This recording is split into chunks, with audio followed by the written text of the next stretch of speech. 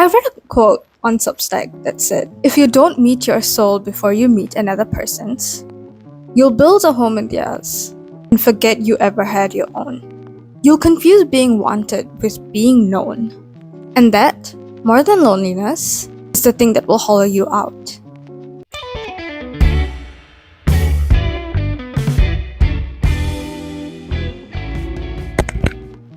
Hello everyone, I'm Shan, but you can call me Shay, and in today's episode of Pearl Talks, I'm talking about falling in love with ourselves. And this feels like a fitting topic for the month of February. It is the month of love, and what better love than self-love? Also, I realized from this angle it looks like I don't really have hair, but this is what my hairstyle looks like today. I have it up. I need to refresh my curls, and I've not done that. So why is it important to fall in love with ourselves? Why is self-love such a big topic? A little bit of trigger warning, there may be like heavier topics, so skip to like a time on the screen if you guys would like. Let me start this off by saying I used to hate myself. So trust me, this is a topic I am well versed in. Also, I'm really sorry if you can hear like a blender in the background. I hope this mic doesn't pick it up. I'm gonna be telling you guys a little story of what prompted me to start my self-love journey. So this is on the heavier side. This might be triggering for some. So yeah, I was in a borderline abusive relationship, mostly like mental and emotional abuse. And I have had depression since I was pretty young. I've been like, I guess, suicidal since I was like 9. I was diagnosed with a chronic illness at 11, and then I started self-harming at 16. It's pretty rough, right? But right now I'm 21 going 22, and I am happier than ever. So at 17 I met this guy. He was a psychology student.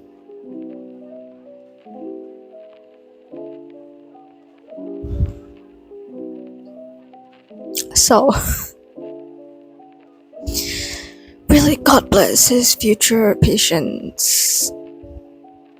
So this person would punch a wall in front of my face anytime they got angry. They would justify it by saying, I would never hit you. And he had violent tendencies that he never really hid from anyone. Like, all of his classmates knew. His friends told me, like, don't do this to yourself. Like, why are you dating him? Like, don't do that. People told me not to date him, but he was the only person that paid attention to me, so I dated him anyway. Sometimes when he'd get angry, he would hold my arm so tightly I would be scared that my arm was gonna break. Anytime he did something that made me upset, he'd get mad at me for being upset. Like, anytime I bring it up, he'd be mad at me for, bringing it up and then being upset because I'm upset, and then he'd be mad. And then it was like, I tried not to say a lot of things because I didn't want to make him mad, but that would make him mad too because he'd be like, why didn't you tell me? And the sad part is, I used to be a very confrontational person, especially at like 15. But I found myself wanting to not start a fight. Everything I did felt like I was walking on eggshells. Nothing I did was enough, yet I was told that I was the problem. And because I had no self-respect, I accepted that as my reality. He was also an alcoholic. He had been an alcoholic since he was 14. Mind you, this relationship went on from like 17 going on 18 to 19, so we dated for like a year and a half. I helped him with like his alcohol withdrawals because, I didn't like him drinking, so he tried to stop, and I helped him through that, right? Now, 2 weeks leading up to our breakup, mind you, he broke up with me. I didn't break up with him. I don't know what was wrong with me, but 2 weeks before, I'm on antidepressants, right? I had some difficulties getting another prescription. So I went on like a week without antidepressants, and I was like having severe withdrawals, which one of the symptoms I found out is severe headaches. Like headaches to the point where you cannot think. So obviously this made me very irritable. You know, the fact that I had severe headaches, I guess my brain chemistry started crashing to its original state. Psych student, mind you, my behavior was grounds for a breakup. I handled him, I took care of him during his withdrawals. He couldn't handle me during my withdrawals from medication. One of us was an addict, it was not me. And like at this point, I was pretty dependent on him. He had like isolated me from friends and family. And like thank God he broke up with me, because I would have never done it myself. And at this point, I had been in therapy for like a year, I think. I would lie to my therapist and be like, oh, my relationship's all dandy. It wasn't. So with more therapy and reconciliation from the people that I was isolated from, I finally realized what a shitty situation I was in. I couldn't recognize myself in the mirror. The person staring back at me was not me. And at that point, I knew things needed to change. And that is what sparked my self-love journey. I could not go on like that. Growing up, I had been bullied for a lot of things. My looks, my hair, my skin color, all that.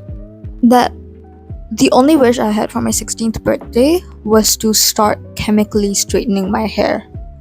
And at some point post-relationship, I started hating my hair because all throughout my relationship, I had straight hair. And I would chemically straighten it like every 6 months. So I made the decision to stop straightening my hair. This was like, I think the last time I straightened my hair was October 2023. And like, I was never taught to care for my curls, right? Growing up, I would have my hair like dry brushed and thrown into like one big braid. Like, I have a lot of hair, it's really thick. So a braid was like, I guess, the best way of managing it. It's like to the point where like even now my hairdressers would be like, wow, you have a lot of hair. Which is crazy because I'm constantly shedding hair. Anyways, I think around this time is when like the Calawera sisters, is that how you pronounce their names? The Greek sisters, they started going viral. And people were, I guess, the reactions that people had to them was very different to the reactions that people had to me with curls. But curls started becoming a thing that people started embracing.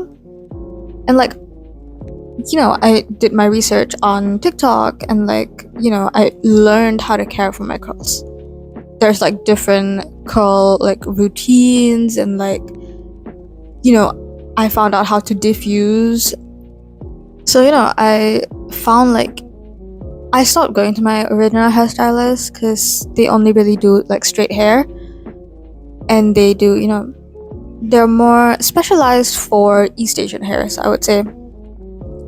So, you know, I went to a new hairstylist who specializes in curls. You know, he's been teaching me how to take care of my hair, what products to use, you know, what to do, all that.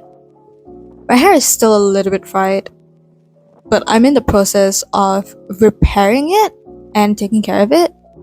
I think my hair used to be like a 3B type curl. I have photos. I'm probably not gonna show pretty pubescent me on it online. I'm not doing that. But, you know, like, I've seen my hair. It was like a 3B-ish curls. Right now, they're at like a 2C, 3A, maybe. It's like, if you guys can kind of see. So, you know, it's fried, but I'm making it work. somehow. And honestly, learning to embrace my hair was something that was tough, but I knew it had to be done. That was like, I think, my first step in, like, I guess, loving myself. Loving myself meant loving the features that I was bullied for. Hair was one of the biggest things. So embracing my curls was one of like my major, I guess, goals for like my self-love journey. Doing pretty well with that. Okay, I want to say maybe if you guys seen if you guys seen Merida from Brave, that's kind of what my hair texture was like when I was like 12. And I have severely damaged my hair since. And like, with that being said, self-love is a process. It doesn't just happen overnight. One thing you can do is figure out what exactly you want to start loving about yourself first. For me, that was hair. For you, that could be literally anything else. You need to put yourself first, always. It is not selfish. Your boundaries are important. And honestly, this is easier said than done, especially when the world will treat you like a villain for choosing yourself. It is a process to be okay with upsetting people to protect your peace. And I want to preface this by saying this does not mean being a mean person, being a rude person. No. You can still be kind and polite and still protect your peace. Politely declining what is not meant for you is a start. Therapy is so important. It's something that I will always recommend. It's something I will never not recommend, ever. And it is important to find a therapist that is meant for you. Okay, not every therapist is gonna be for you. I've been to like several therapists. My current therapist, oh my god, I love her. She is a legend. She is one of my favorite people, honestly. But you know, I had bad experiences too. I've had like previous therapists who were pretty shitty. So honestly, try to find a therapist that is the best match for you. I'm honestly so grateful for my lovely therapist. Another thing I started doing for myself as part of like my self-love journey is going on solo dates. So a goal of mine for 2026 is to go on at least one solo date a month. And honestly, it is uncomfortable. Okay, it's February. I've gone on like one solo date. I'm planning my next one. It is uncomfortable, but I will keep doing it until it becomes comfortable. Especially last year, I spent a lot of time not doing things because I wanted to do things with other people. And honestly, I missed out on a lot because I was afraid to go out alone. And the thing is, it's not even a bad thing because it's like, I'm an adult now. My friends are all adults, you know. Some of us are studying, some of us are, you know, working, and everyone has their own lives. Our schedules are so busy. Planning one meetup takes like months in advance to plan that it's like you can't really just decide like, oh, I want to go out to this thing.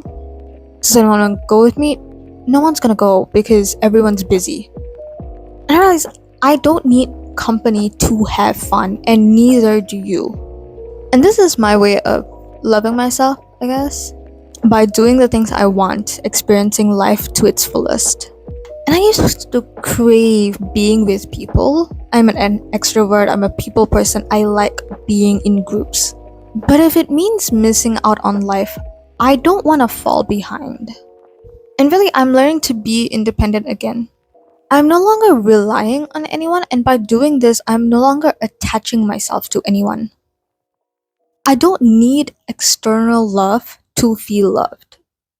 Not anymore, at least. I used to crave external love because I didn't love myself. Right now, I'm very comfortable with myself. Self-love is not narcissism. It's saying my needs matter too and believing it. And honestly, with social media, we are taught to believe that self-love is bubble baths and like face masks. That's not true. Self-love is doing what's best for you, whatever that means. It could mean walking away from people who hurt you, eating healthier because it makes you feel good, showing up for yourself, respecting yourself. And when you finally love yourself, you don't chase love from other people. And this can mean not settling for less just because, or only being happy when you feel wanted. A well-known quote from The Perks of Being a Wallflower is, "We accept the love we think we deserve." And this is very true. When you truly love yourself, bare minimum feels like bare minimum. When you don't love yourself, every form of attention feels like love. And another, quote that I watched, I might put it up on the screen. How would you feel if someone said that they can tell how much you love yourself by the partner that you've chosen? Does that feel like a compliment or an insult? And that really distills down to, I'm not passing a judgment on your relationship, but the way you feel about that question can offer a lot of insight.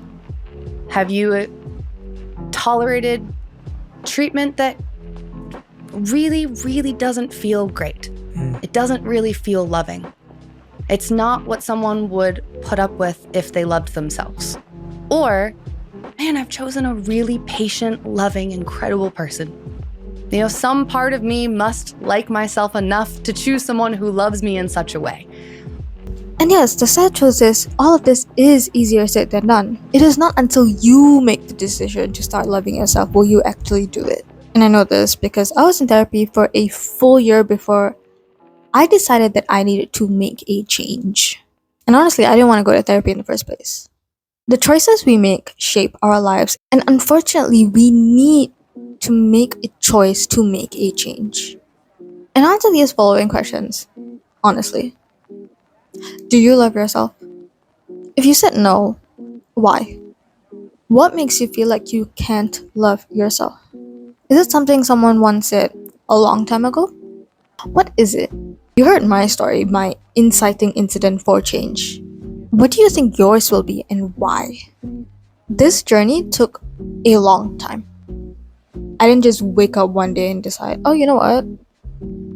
I love myself. No. I did things to start loving myself, but it was a process. It took a lot of time. And it takes time, and that's okay. A lot of things take time. And answer me this, do you truly want to fall in love with yourself? And if you're still watching, is it because you agree with what I say or because you don't love yourself? I despised what I had become.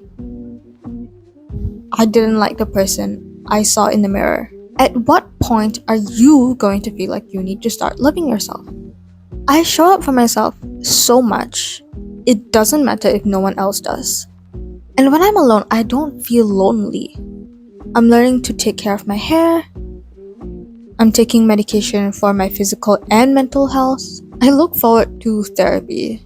I indulge in my hobbies. I study what I love. I run a YouTube channel with less than 40 subscribers as I'm filming this just because I want to. And most importantly, I try every day. I am not perfect, but I am enough for myself. And for the first time in my life, I can truly say, I am happy to be alive. How I love myself is not going to be how you love yourself. What are you willing to do to fall in love with yourself? Anyways, that is, I guess, it for today's video. Practice self-love, however that may be for you. Love yourself because I love you too. Anyways, that is it for today's video. I hope you guys enjoy it. Leave a like if you did. Comment down below what you'd like to see next. Also, I need more ideas of what I should talk in like my podcast episodes, I guess.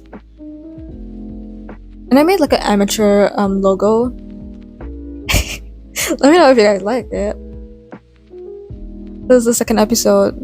Give me ideas for other episodes. And yeah, Subscribe to my channel if you haven't already, and I'll see you guys in the next video. Bye!